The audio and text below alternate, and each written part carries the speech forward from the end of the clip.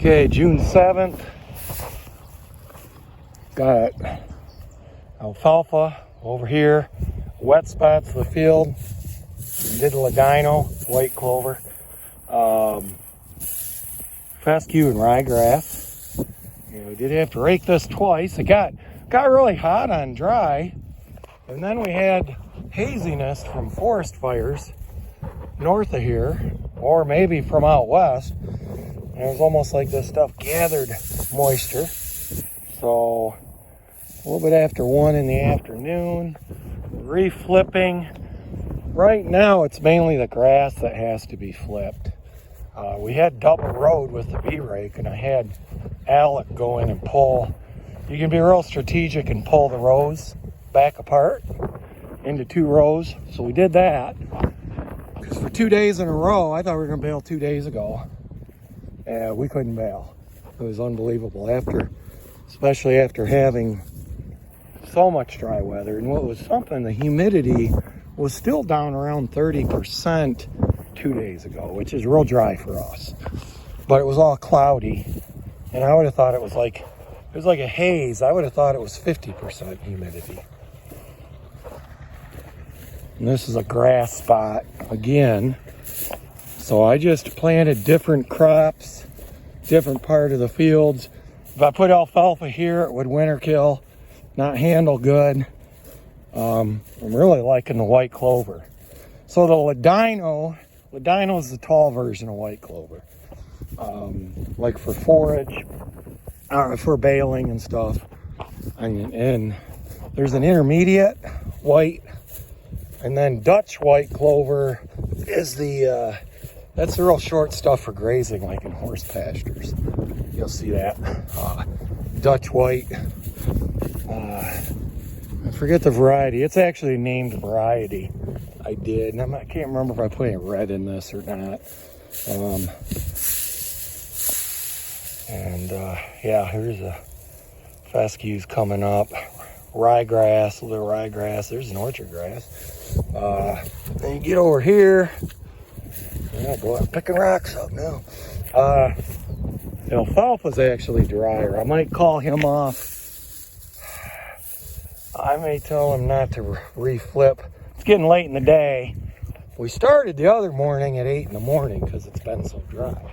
And I think it could have backfired on me. My rake dew into the windrow. There wasn't wet dew. Yeah, I'm going to tell it. So the alfalfa's dry. I'm going to call him off that and say, flip the grass. The alfalfa's dry. This ryegrass, it does seem to keep kind of a waxy coating on it. Yeah, it just seems to have kind of a coating on it, on the stem. The ladino's dry. Let's see the stem. A little bit of waxy coating, but you can see that stem's conditioned. It's crimped. I tell you what, we got kind of cocky with the dry, hot weather, drying everything so fast. So I'll get Alec off the alfalfa. You can see some dust flying. He's going nice and slow. That alfalfa, boy, it's been out here 4 days now, 5 days, so it's going to start getting... Yeah, the baling, square baler's over there. And made some test bales about 2 days ago. And, some were dry, some were running 25, 30% moisture. So, we'll stop. Not 2 days ago, and then interesting, it's like the hay almost gathered moisture, because the day before we raked, it was too dry to rake. It was so hot and dry. And I was like, this stuff's bone dry. I came back yesterday, and there's no doubt about it. It wasn't even worth trying to make a test bale. A woodchuck over there. Should I? Or shouldn't I? Too much trouble.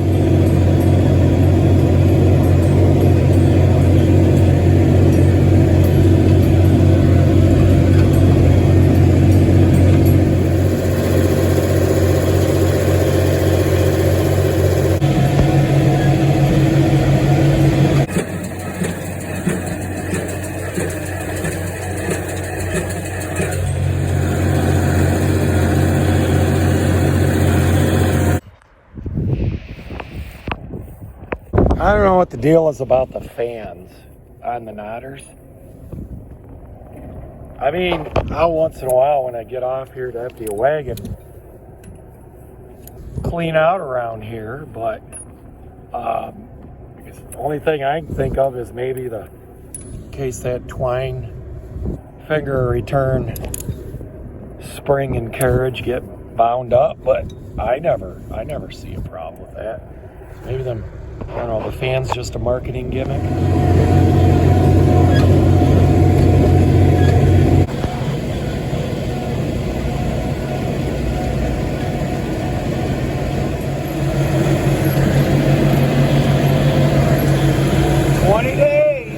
Chasing the sun.